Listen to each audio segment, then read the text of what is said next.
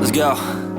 Yo, I'm like an addict, do I gotta have it. I ain't even playing, got a really bad habit. If it moves, gotta grab it, fuse like a magnet. Lose, won't have it till I'm doomed in a casket. Hey guys, welcome to another video. This one is a little bit different. This is going to be a couple of episodes documenting how I'm training for my Europe trail running season. So I'm exactly 8 weeks away from spending 3 months in Europe. It's actually a trip that we're doing with Bix where we go from like race to race to do expos. Pretty much the cheapest marketing activity that we can do. But at the same time, I'm going to be racing. So I have 10 races planned for the space of those 12 weeks. And for the next 8 weeks, I'm going to build up my fitness.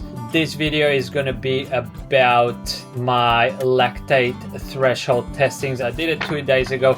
I got the results here now, so we can actually deep dive into how those tests are going to affect my upcoming training. And then I will share my training, how I'm planning my training, the sessions that I'm doing. This is a little bit different than like training for one specific race. It's rather trying to train for a specific season where you do a lot of races. So it's becoming a bit more common for European runners to kind of do a trail running season rather than one big race. So that's the way I'm going to go about my training for the next 8 weeks. Just before we get through the lactic tasting stage as well, I'll explain the test that I did 2 days ago. So I went to the West Coast High Performance Center and pretty much we did 5 minutes of running at increasing paces, and then they will get my lactate, my blood out to see what the lactate levels are, so we can create pretty much 2 zones, which is lactate 1, L1 and L2.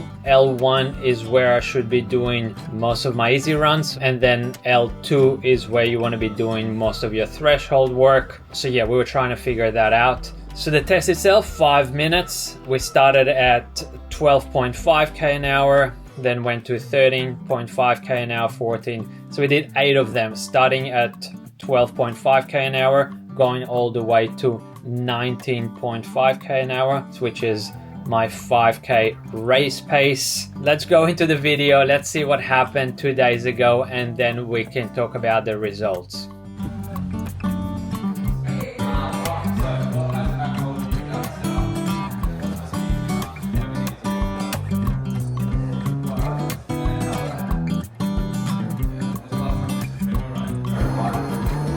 You nervous?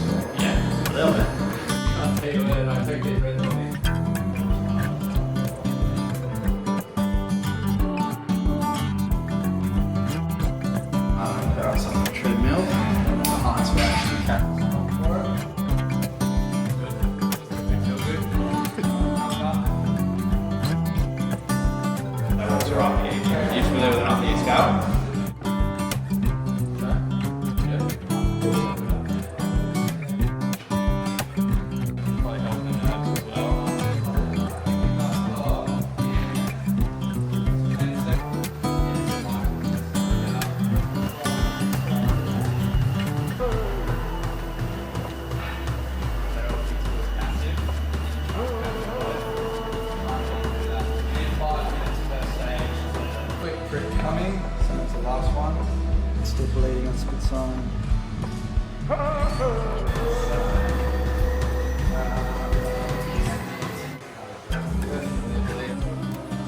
A little bit better.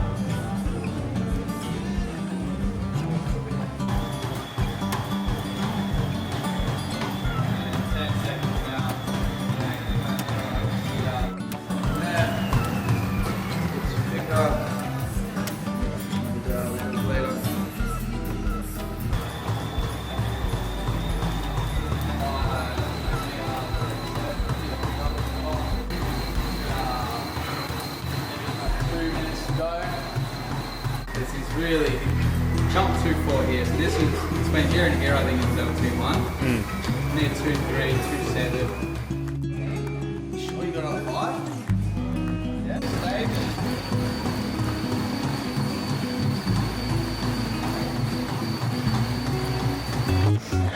Last break.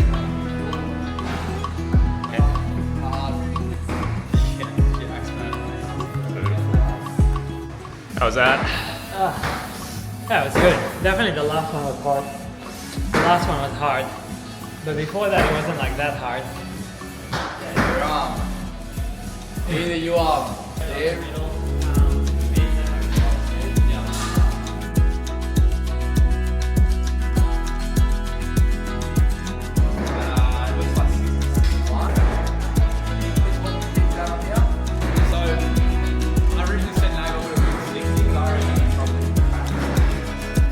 So run us through how that felt. Yeah, I mean, I was obviously running for an hour. It was a bit longer than what I thought it would be. But in my mind, I came for like a VO2 max test. So I was like, oh, let's go a bit more, let's go a bit more. Yeah. I wanted to go to exertion, but yeah, I mean, it's kind of what I do on threshold anyway. So yeah, it felt like my engine is good, but obviously my leg turnover is not there, my speed is not there. So once we got to 305s, that's when it did become tough. But like the 16.5, 17.5, I can just hold it a lot longer. But yeah, have a look at the numbers and then plan out some sessions depending on that.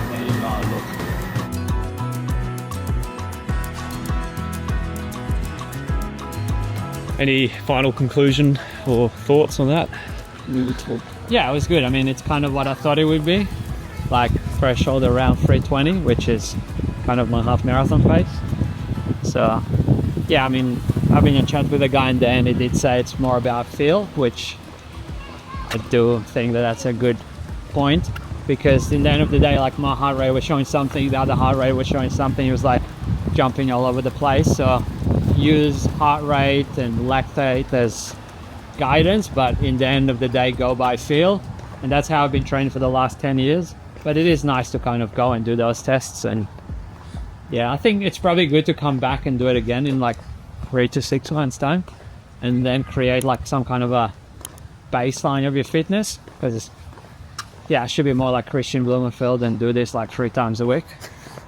Probably help a bit more than doing it once in 10 years. I mean, that's my first time ever, so yeah, should come back and do it more often, that's for sure.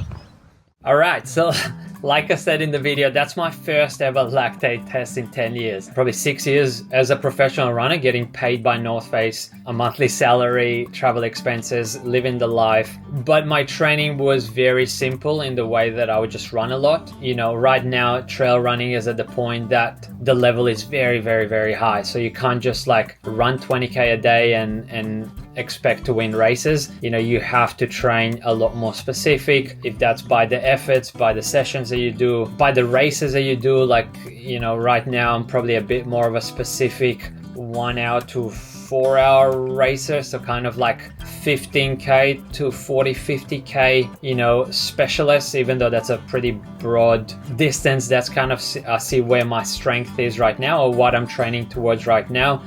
Back in 2014-15, I used to do a lot of 100K races. Now I see myself as a bit more of a sub-ultra trail runner, which requires different training. Probably one of the main things is that my long run is not super long anymore. I don't need to do 4 or 5, 6 hour long runs. You know, I can get away with a 2 hour, 2.5 hour, 3 hour long runs, which makes it a lot easier when you have work, family, and so on. I do think that later on I'll probably increase my distances, but right now, to be competitive in those sub-ultra, I do need to be very specific with my training. But anyway, let's go into the results. So this is my first time ever doing a lactate test. I kind of knew where my L1, my zone 2 effort is, and where my threshold effort was L2. So I got there before the test to measure my lactate, and it was already at 2.1, which is a little bit high. But then again, this is mid-training. So the day before I did a double run, like a usual 40 minutes in the morning, an hour in the afternoon kind of a day that most days I do. I actually did also a pretty big gym session, probably a 45-minute heavier gym session. So yeah, before we started, lactate was already at 2.1. Heart rate was at 60. I was a little bit excited. So I kind of thought this was going to be a VO2 max test in the beginning. Anyway, we got going. First one was 12.5K, which is for 48 pace. It's slower than my usual jogging pace, but my heart rate was still fairly high, like 136. So yeah, zone 1, kind of effort, not too hard. Then we picked it up a little bit, 13.5K an hour. My lactate after 5 minutes of running went to 2.4, heart rate at 143. And then probably where there was a bit of confusion. So the next set was 14.5k an hour. So this is 408 around my zone 2 kind of runs when I'm feeling good. That's probably where I'll do my easy runs at. So he got my blood out and it was showing 1.8. So there was a drop, and then he's like, that's probably a bit off. Let me do that straight away again. He did that straight away again.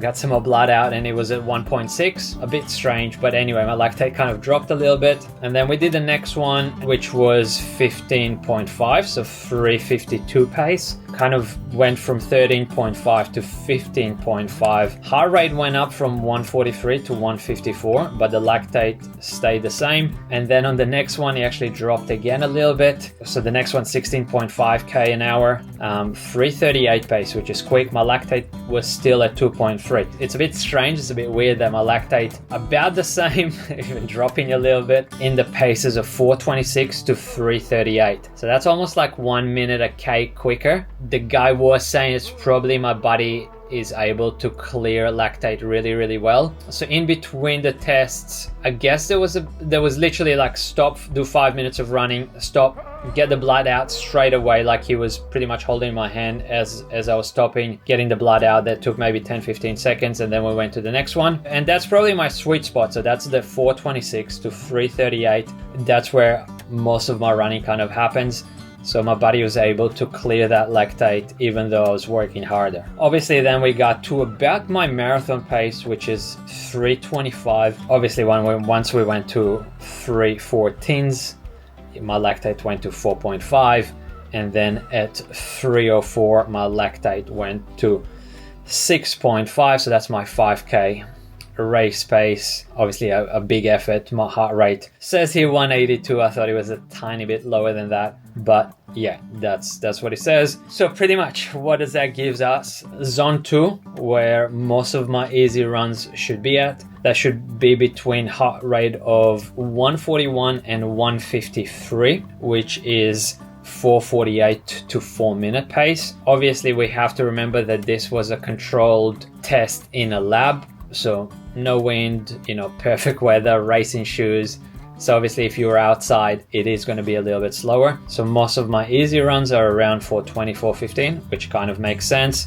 If I do look at heart rate, I do look for that 140 to 145 for those zone 2 runs. And then the threshold effort for me from those tests should be between 164 heart rate to 173. Again, I'm kind of like not 100% sure about that 173. I feel like that's a tiny bit high, but I think I need to do a bit more testing to kind of be sure about that. But in pace wise, that's 317 to 334. And I think that's a good indication that you want to be in that range. It doesn't have to be a specific pace, and there's other factors in your training, in your life that will affect the pace. That means that you had a bad sleep, you had a stressful day, you're out there doing a threshold workout, you don't have to be at that 317 pace. You can be a bit closer to that 334 pace and still get pretty much the same benefits of threshold training. So that's a good thing. Pretty much that gives me now an indication of where my thresholds should be and how I can plan my training. That's what we're going to go through in the next video. Hopefully you got some useful information out of this video. Definitely for me, that's something that I should be doing more often. If it's once every 3 to 6 months, I'll definitely try and do a bit more of it, just to kind of get a better understanding of where my fitness is with different types of training. I'll try and document some of that on the YouTube channel. But thanks for watching. Check out the next episode, which will come out in a couple of days, where I actually talk about how I'm going to implement my training. Hopefully you have a wonderful rest of your day, and I'll see you in the next one. Peace.